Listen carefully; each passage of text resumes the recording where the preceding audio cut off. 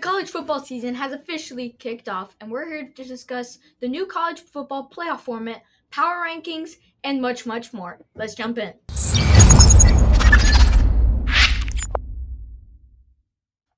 At number one, we have the consensus overall team here, the Georgia Bulldogs. This is the team, that won 29 straight games, back-to-back national championships. Then they lost to Alabama.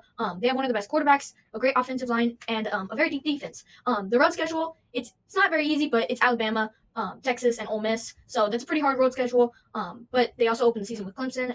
But with Kirby Smart, Georgia's in great positions. Yeah, and you mentioned they've won 29 straight games. All right, but if you think about regular season, Georgia's won 40 straight regular season games. Yeah. Georgia's just a powerhouse, and you're right. The road schedule is tough, playing at Alabama, at Texas, at Ole Miss, and then they played at Clemson to start the season too, or opening the season. They played Clemson to start with, but they just rolled through the Tigers. Georgia's by far the number one team. Yeah. All right, number two is going to be Ohio State. In the portal, the transfer portal, they added Kenshawn Judkins, the Ole Miss running back that was really good.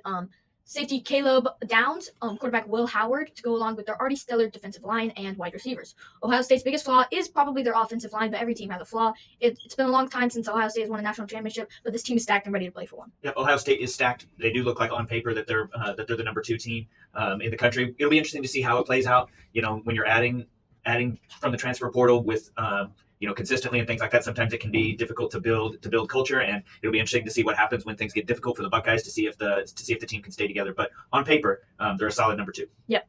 Number three, we have the Texas Longhorns. They switched from the SEC At number three, we have the Texas Longhorns. They switched from the Big 12 to the SEC, but this is still a team with Quinn Matthews and a great offensive line. They did have a big blow this offseason.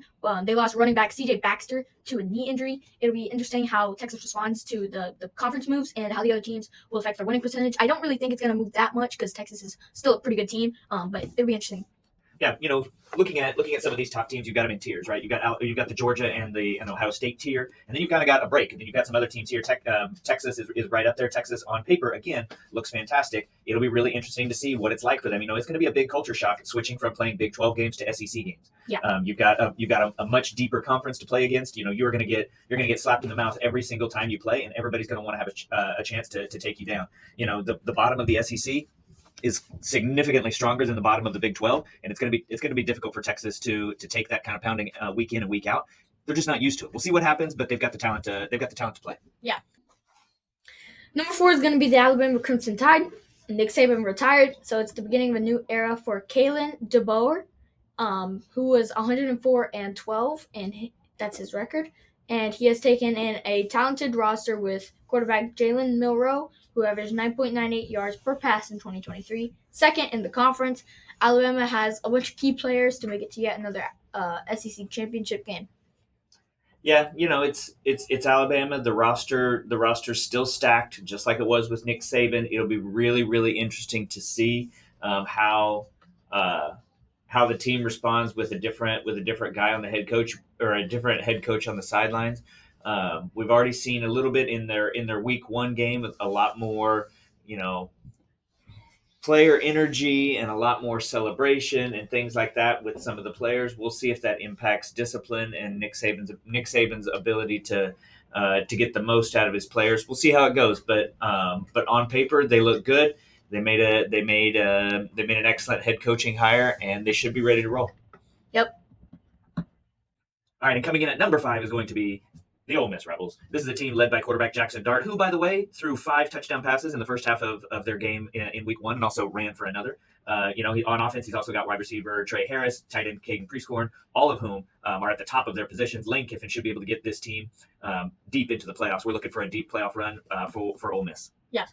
All right, now we're going to shift gears just a little bit, and we're going to talk about the college football playoffs. Remember, this is the first year that the new format is going to be used. Just to refresh your minds, or if you haven't heard it, they're going to expand from 4 teams to 12, and the 4 highest teams get to bye, while the other 8 duel it out in the first round. Anyway, let's get to some predictions. All right, so we're not going to jump into the top 4 teams. We already really know who those are going to be. You got Georgia, Ohio State, Texas, Alabama, Ole Miss. The first matchup that we have here is going to be the Michigan Wolverines against the Miami Hurricanes. Then we also have Ole Miss against Missouri, Utah versus Oregon, Penn State versus Notre Dame, and then, of course, like we mentioned, the top 4 get byes. First matchup, 2 pretty good teams, with the Michigan Wolverines being the defending national champs. They do not have J.J. McCarthy this year, and they rocked with Davis Warren, a cancer survivor, in the first game, but he's a backup quarterback. Miami on the opposite side has Cam Ward, who showed that he is ready to play for Miami. Miami's favored in basically every matchup. And overall, they could win this game and move on to play Georgia. We're going to go with the Miami Hurricanes. Yes. All right, the second matchup is Ole Miss versus the Missouri Tigers. Ole Miss has a strong offense and made improvements in the transfer portal. Missouri has a mediocre and balanced offense that Ole Miss can take advantage of in like a hypothetical matchup in our bracket. Lane Kiffin, we already talked about him a little bit earlier. He's shown the ability to manage the team under pressure. We're going with Ole Miss. Yep. Third matchup here, we've got Oregon versus Utah. Pretty easy one for me. We're going to go with Oregon. A lot of people had Oregon in their top 5 power rankings, and that's because they're a good team on paper. Even with Bo Nix leaving, Dylan Gabriel looks to fit in nicely. So much there that there doesn't look to be much of a gap at all. I don't see Utah really getting close to Oregon in this one, so we're going to take the Ducks. Yep. The fourth and the last matchup of the first round is Penn State versus Notre Dame. Notre Dame. Why not?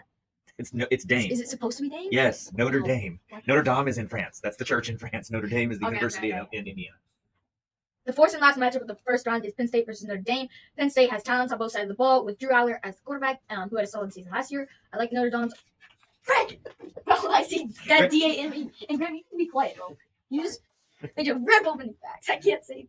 It's Notre Dame. Notre Dame. The fourth and last matchup of the first round is Penn State versus Notre Dame. Penn State has talent on both sides of the ball with Drew Aller as the quarterback, who had a solid season last year. I like Notre Dame's offense, but I feel like Penn State will get to a defense. All right, so we're taking Notre Dame. Yep. So wait, we're taking Penn State. Yeah. You even said Notre Dame correct twice. Okay, bro. Right. Okay, we got action time. The fourth and last matchup of the first round is Penn State versus Notre Dame. Penn State has talent on both sides of the ball with Drew Aller as their quarterback, who had a solid season last year. I like Notre Dame's offense, but I feel like Penn State will get to the defense. Yep. So we got Penn State. Moving on. Now we're going to get into the second round. Those teams that had a bye. The first matchup here, Georgia versus Miami. And what are we going to say about this? Georgia's primed for a great season. Awesome offense, deep defense. Miami might be able to keep it close, but Georgia's coming away with this one. Yep. Next on the list is Ole Miss versus Alabama. There's many different ways that this one could go, but there are some reasons that we think Ole Miss can win. Ole Miss boasts. Bro, everything is going wrong. Next on the list is Ole Miss versus Alabama. There's many different ways that this game could go if it happens. But here's some reasons why Ole Miss could win. Ole Miss boasts a top-rated defense with good passing defense that should limit the aerial pass from Jalen Milroe. Ole Miss needs to utilize Jackson Dart and his throwing and running ability because he's really good at running. He's really good at throwing the football, and Ole Miss should be able to squeeze a win out of the Crimson Tide. Next up, we got the Texas Longhorns against the Oregon Ducks. Texas has a fantastic and athletic defensive line that could minimize Oregon's QB and disrupt the passing game. Quinn Ewers is an above-average quarterback with some serious passing skills. Texas might need some turnovers and some picks to keep their streak alive, but we're going to go with the Longhorns. Yep. So last year in the second section is Ohio State versus Penn State. Again, this is one of those matchups where it's like there's a standout in the game. It's going to be Ohio State because their offense, their defensive line, Penn State probably doesn't really stand a chance against this high-rated team. I agree with that. Now we get into the Final Four. We've got Georgia versus Ole Miss. Kirby Smart has a great team to manage. Georgia's always picking up talent. We've already talked about both teams. Georgia should have the edge. However, I will say this will be the second time Georgia and Ole Miss play each other. So in the season, they already match up once in the regular season. And then, think about some of those previous SEC matchups where you have like the 1 versus 2 that we've had in the past. You had some pretty epic Alabama versus Georgia games, some Alabama versus LSU games, and that second time through can be really tricky. So Georgia on paper should win, but watch out for the rematch in this one. Yeah. All right, the last game in this bracket before the championship game is Texas versus Ohio State. I really like this matchup because I feel like these teams they're pretty alike. They got good offense, pretty good defense. But what I like about Ohio State is the amount of playmakers on the field at any given time. Anytime there could be a touchdown, pick, interception, same thing. But sack, QB sack, blitz, anything could happen. Ohio State is a really good team, and I think they're going to win. I agree. I think in that hypothetical matchup, I like the Buckeyes. Yeah. All right, so I know we just went on a rant about Ohio State, but it's time to finish up this episode with our national champs. And if you've made it this far in the episode, good for you. Make sure you push that like and subscribe button as well. In this hypothetical bracket we've made over the course of the season, Georgia likely had one of the best defenses in the game. They can shut down any team at any time. The offense is elite. They can run down the field in a matter of minutes with great passing, fantastic running backs. Carson Beck leads this team and with his strong arm and his decision-making abilities. Overall, it should be a great game, but we'd like to see the Georgia Bulldogs pull this one out over the Ohio State Buckeyes. All right, yes. So that is the power rankings and the playoff predictions for us. Make sure you subscribe. Just said it. Make sure you watch our other videos because we got a lot of great ones. And we'll see you guys later.